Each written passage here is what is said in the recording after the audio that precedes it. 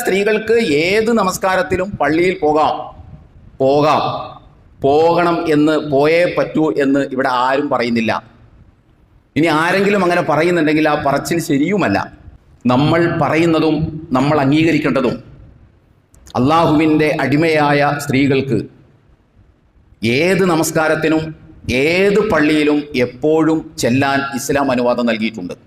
ആ വസ്തുതയുടെ മുൻപിൽ കേരളത്തിലെ ഏതെങ്കിലും മുഅല്ലിമോ മുത്തഅല്ലിമോ മഹാന്മാരായ പണ്ഡിതന്മാരോ അവരുടെ ഭാര്യമാരെയും പെങ്ങന്മാരെയും സഹോദരിമാരെയും ഒക്കെ പള്ളിയിൽ കൊണ്ടുപോയിട്ടുണ്ടോ എന്ന ചോദ്യം എട്ടുകാലി വലയേക്കാൾ ദുർബലമാണ്.